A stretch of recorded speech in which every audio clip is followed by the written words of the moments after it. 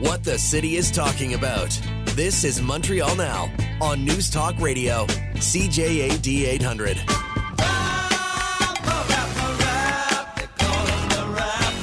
That is James MENNIE. He is over at the Montreal Gazette, and our feature is, of course, brought to you by the good folks at Guaranteed Industries. I made that up, but if Tom Mulcair was here, that's what would be going on right now. Jim, look, I see you have a headline today saying, and I had not heard this up until now, you have not one, not two, 9 Liberal MPs have now sent an open letter to caucus calling for an emergency meeting about the party's future. This is interesting because just moments ago we learned that Justin Trudeau will join supporters here tomorrow in Laval for an open Liberal fundraising event. So let's start off with your headline first, because as of last count, what are we, on Friday we had 2. One was Catherine McKenna. There was another sent, and now we're up to 9. So what's this telling us? Well, we've got 9 MPs. One of them, we only know the idea of one of them, that's George Chahal, who's really, talk about being deep in the heart of Texas. He is the Liberal MP for a riding in Calgary. So I got to tell you, this guy is quite used to working in, how can I put it, a less than friendly environment. But all that said, he and his 8 colleagues are obviously just as able to read a really dirty bottom of a teacup as anybody else. Justin Trudeau's in huge trouble. His troubles are extending to the Liberal Party, and there are people, and I suspect there's more than 9, who want to sit down and get this thrashed out sooner rather than later. And it's interesting that, here's Justin Trudeau going around as if nothing is going on, as if the house is not on fire, as if the very future of his party is not in doubt, when in fact it very much is. So it's going to be interesting to see whether, the number of voices will grow. And when I say grow, I mean grow publicly. I think we may be on the verge of a palace revolution because I think for a lot of people who may have shared the original vision uttered by Justin Trudeau, they're not seeing that come to light. In fact, the only thing they're seeing coming to light is their inevitable defeat, a disaster which is really going to put the Liberal Party, the federal Liberal Party, back 10, 15 years. It's going to be as necessary for the next person who's got to clean up Justin Trudeau's mess to do as much work to scour whatever legacy he left in that party, as he did when he came in as leader, and made sure that this party was an absolute reflection of his own personality. So they know they're in trouble. Will Trudeau continue to ignore them? Will Trudeau continue to say, I'm in charge, and drive the bus off the cliff? We'll have to wait and see. But right now, when we go from, here's one former MP last week saying he might be interested in leadership. Here's Catherine McKenna, former cabinet minister, saying it's time for Justin Trudeau to go. Now we've got 9 MPs. I think the snowball's starting to grow, Aaron. The only question is, how long is it going to take for it to hit Justin Trudeau on the side of that mountain? So, the question that gets asked now, Jim, and someone brought this up earlier on in the show, is let's say he announces he's decided to leave the party. Then the question becomes, well, who's going to replace him? Who becomes that next leader? And the answer to that is either, someone within the party or maybe like a Mark Carney. But would that even matter? Because, the argument is, if you just put anyone in there, how does that help the Liberal Party other than they got rid of Justin Trudeau? Well, honestly, given the success that Pierre Poilievre has had in campaigning against Justin Trudeau personally, that would be a really, really good start. But you raise an interesting point, because the logistics are going to be very challenging. They would have to have some kind of leadership selection process. I'm not even sure one exists. I'm not even sure if Trudeau left a manual for that lying around, that someone would actually, after him, be leader of the Liberal Party. But they're going to have to do that. They're going to have to convince, even more importantly, people who could be good leadership candidates to step forward and understand that they are not being offered the captain's hat on the Titanic. So, it's going to be very, very challenging.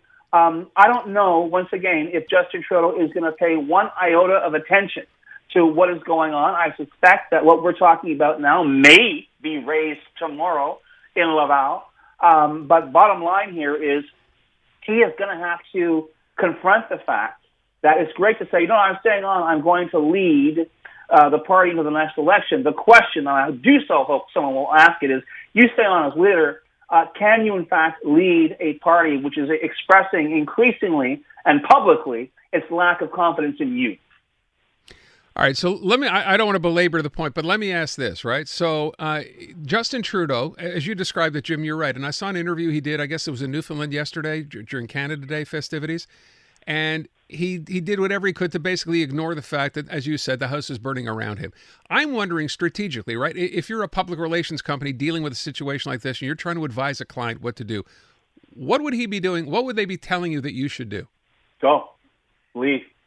There's no way to say, leave with your head held high, hold the pressure, say that you think you've done your best, but it's become clear that you become a burden to the party. And, I got to tell you something, and I don't begrudge Justin Trudeau's appearance in Newfoundland, but, the ceremony he attended had nothing to do with Canada Day yesterday. I know we're thumping our chest a lot about Canada Day and how it's celebrated. He was in Newfoundland.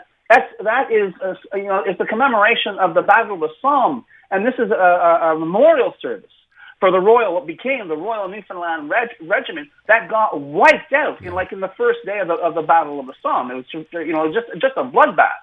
So I found it interesting that he wasn't in Ottawa, smiling with little kids with maple leaves on their faces, but attending a rather solemn, and I suspect as well, not so heavily staffed by the media event on Canada Day. But yeah, bottom line, the advice, anybody who is being real with him and not trying to soothe his ego is going to turn around and say, find an elegant, dignified way to leave, but don't let the door hit you on your way out.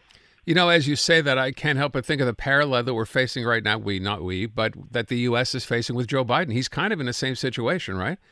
You're losing support. People just saw you fall apart at that debate and suggesting to him that maybe you should recognize there are people within that party you think you should leave too. Well, I think, with all due respect, I don't think it's a very fair comparison because on the one hand, we're talking about Joe Biden having an off night in a debate and suddenly being told he's unfit for office, even though there were crickets when the guy he's running against was convicted on 34 counts of criminal activity. Sure. I mean, not anything. And the other thing I find intriguing is, and that's why, Aaron, we got to be careful. As far as I'm concerned, that country to the south of us now is this fantasy land where Don't Be Ridiculous got off the bus in 2016.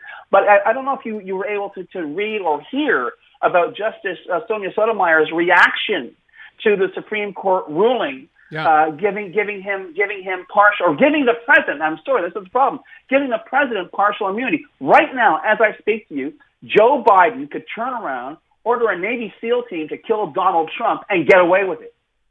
So I think sort of trying to say, well, we're in the same boat. No, we're not in the same boat. What's happening down south, my friend, is completely, yonder be dragons. We've never seen this before, and you literally don't know which way this is going to go.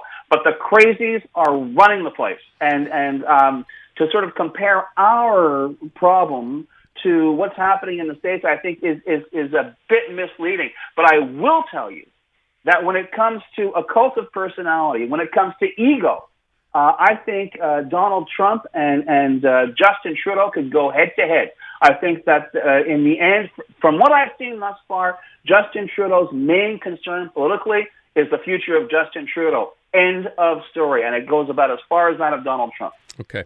To be fair, I wasn't comparing situations. I was comparing leaders of individual parties, and I think they're both right now trying to make decisions that will affect their future and their party's future, but we could leave it at that. You have Northvolt in your list today. I haven't heard even anyone talk about Northvolt. What's going on? Well, the press had a very interesting report today, basically saying that because they had been very aggressive in terms of their expansion, they have to slow down. A major order fell through with BMW, and they may have to delay their development in Quebec. And it was radio silence till this afternoon, and Northvolt put out a statement basically confirming every syllable of the La Presse report and saying, yes, indeed, we were a bit aggressive. We've got to take a look. I wouldn't care. I wouldn't be talking about this except, we've got maybe $2 billion of our money wrapped up in that.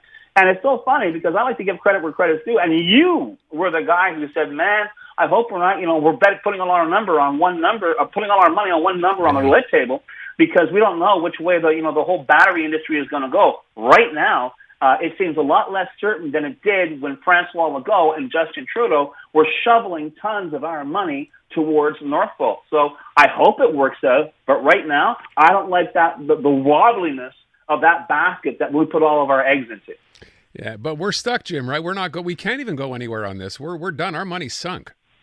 Yeah, I know, and it's amazing. We keep doing the same thing over and over again. We keep electing the same people who make the same mistake over and over again.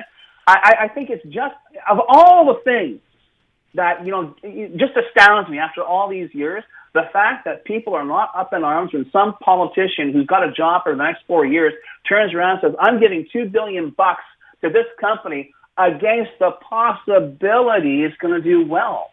That's where we are, and that's real money. And if we didn't learn our lesson with Bombardier, I guess we're never going to learn it, right?